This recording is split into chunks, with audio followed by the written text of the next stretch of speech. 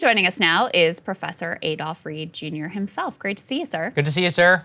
Oh, great to see you guys. It's been a while. Yeah, it's always too long. It's always Huh. been too long since I last spoke with you.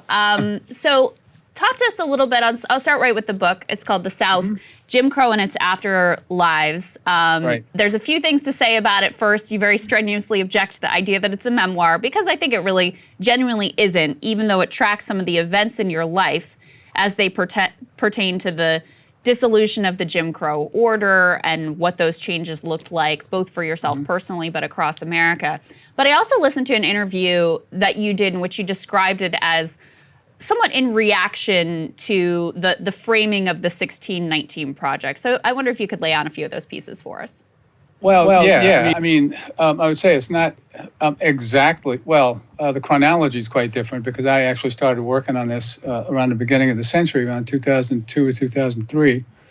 After, I think I mentioned this in the intro too, after discussions with a couple of friends who both have roots in the Deep South, one about a decade younger than I, one about 7 years older, and our recollections around the turn of the current century that our rough age cohort was going to be the last in the United States with any living recollections of what life under Jim Crow was like. So that much preceded the 1619 Project, but the sensibility is different, right? And one of the things that I've been increasingly concerned about in racial discourse in the U.S. in the last decade or so is the proliferation of a notion that nothing has ever changed, right? That white supremacy, and I should put it in scare quotes, is this kind of transhistorical demon, basically, that has the power to do things and to decree things in the world. And of course, that's one of the reasons that some people, myself among them, are less than enthusiastic about the sensibility behind the 1619 Project, right? The sense that the country was founded on slavery, the country was founded on racism, and I think one of the problems that's both a political problem and an interpretive problem is a shift from seeing racial inequality as being rooted in institutions and institutional practices, for instance, like slavery as a labor system, right?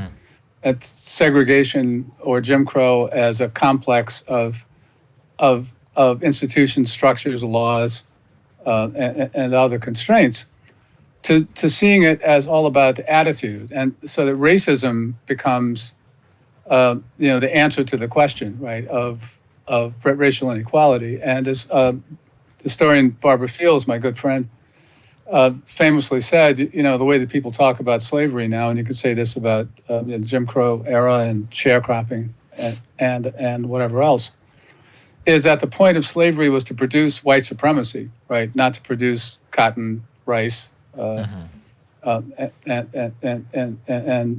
tobacco. So I'd hoped.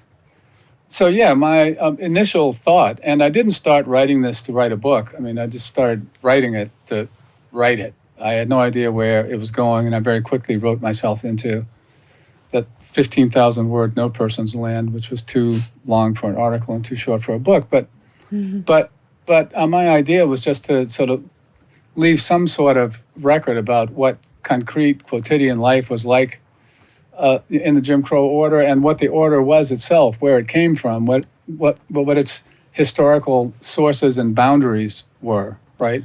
And it's only in the course of the last, decade or less. I mean, I tend to think of it actually, the high period of neoliberal anti-racism as bursting forth around 2015 and 2016, when all of a sudden, political anti-racism became arrayed publicly and aggressively against social democratic politics in the U.S.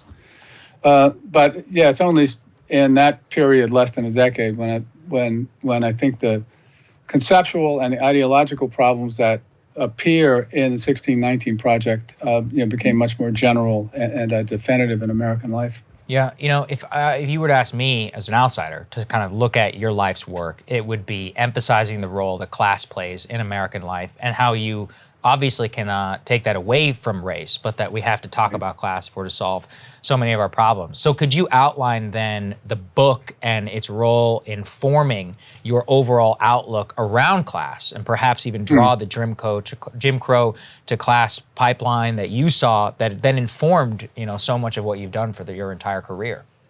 Well, that's an interesting question. I mean, to be completely honest, I didn't get any special insight, right? I mean, I've often said, I know I've said this only partly in jest about Obama, but that it can be better, more important to be in the right place at the right time and keep your eyes open than to be smart. And I guess the sources of my perspective on the class bases of the white supremacist order, really, I just inherited the family business. I mean, my father and his father before him, had that sensibility. I mean, I mentioned to somebody not that long ago. I don't think I say this any place in the book, but I recall my father often reacting when I was a little kid to what was then, the hegemonic understanding among liberals that the imposition of pornographic white supremacy in the South at the end of the 19th century was an effect of the political triumph of the working class whites, right? And that kind of reinforced this absurd notion that the patrician upper class whites were the Negroes' best friends and so forth and so on. But my dad would often say, laughing, that, gee, you'd think that if working class whites took power in the South, their first priority would have been to do something for themselves, right? It wouldn't have just been to oppress black people. So I grew up in circumstances, and it wasn't that difficult to see it in one's own experience through one's eyes, especially if you've been, had the luxury of having been given the frame of reference that enables you to see it, right? But to see the class and political economic dynamics that were operating through the system, and I guess I don't know, I just I took that in early, like my catechism classes, and I held on to that and let the catechism classes go. It's interesting in the book, you detail some of the sort of strategies that are employed by people during that era, just as sort of tools to get the donuts that you want from the bakery, or to be able to get the job that you want. And you also talk about how through the learning about the history and just seeing the photos of, the segregated water fountains and the Jim Crow lunch counters, that there's a kind of a flattening of the texture of what it actually was like to live through that, especially as a Black person on a day-to-day basis. So I wonder if you could speak to what that experience was actually like to live through. Yeah, I can. Well, yeah. The first thing that was normal life, right? And that's what people need to understand. I mean, my son, who is an historian, a real one, often comments and says to his classes that, people now like to talk about slavery or Jim Crow like it was white people's permanent sadistic camp, right? But the fact is that there was normal life, and people, formed aspirations and tried to pursue them, within the context that assumed that the hegemonic political and economic order, right? So in that sense, it was mundane, right? Like it wasn't, living in permanent fear that the Cossacks were going to come over the hill and eat everybody, basically, right? It was also the case that given where one was positioned within the order and within the social structure, it was possible to have more or less control over the ways that one it engaged with the system or within the system, and as much as possible to insulate oneself. So, there was that. I'll tell you something else, on this point, though. So, in something else I'm doing, I've been writing a little bit about the recent monuments controversies over the last 4 or 5 years in the South. And a friend I was talking to who had been reading the book recently just reminded me of this. But one of the arguments from opponents of the monuments, for people who want to take Confederate monuments down, and Lord knows I've detested those things all my life, and I'll be happy when the last one is gone.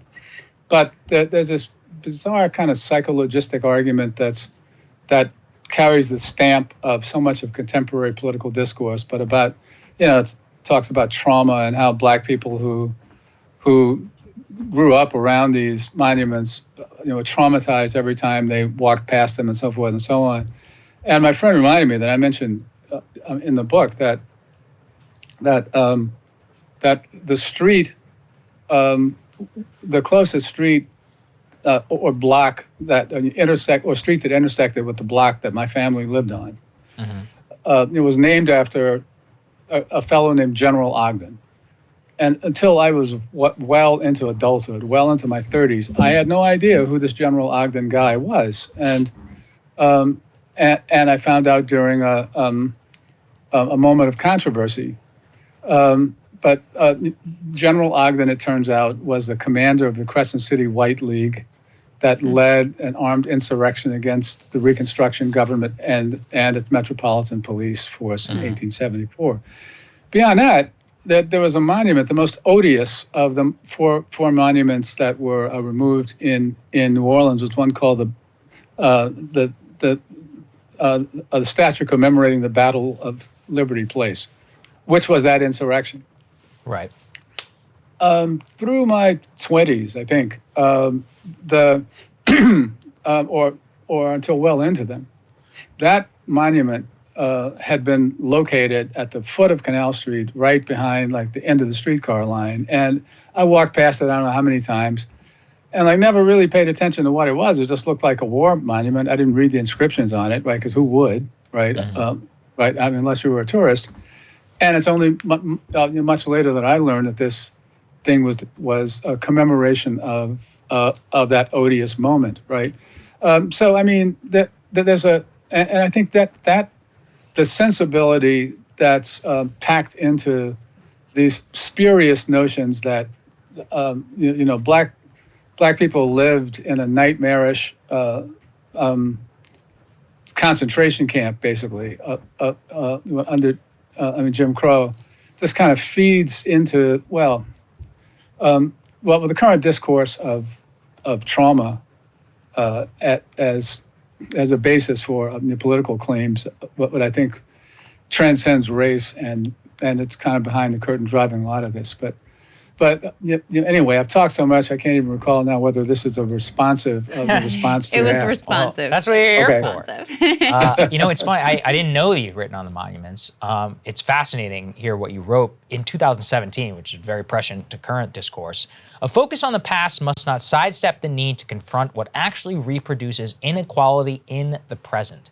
Expand on that a little bit. What I'm hearing from you is that the current narrative that just taking a monument down, or that living in the shroud of this was just so traumatizing that simply taking it away enough is a victory, is just simply not enough, which kind of brings us to our present day discourse and a lot of the stuff that you wrote in the summer of 2020 about the growing anti-racist neoliberal movement. Why is that a threat to the type of politics that you believe in? Well, that's a good question, too. And as luck would have it, I'm kind of struggling through trying to write something else about this that was sparked by a link to an interview that Joy-Ann Reid did with, I always like to give her props, that Joy-Ann Reid did with Pete Buttigieg a couple of weeks ago, in which she gratuitously referred to, and then very snarkily, of course, referred to the infrastructure bill as the white guy's employment bill. That's right. Yeah, that's right. And I thought, oh my God, so are they actually working for the other side now? Because that seems to be what that's like.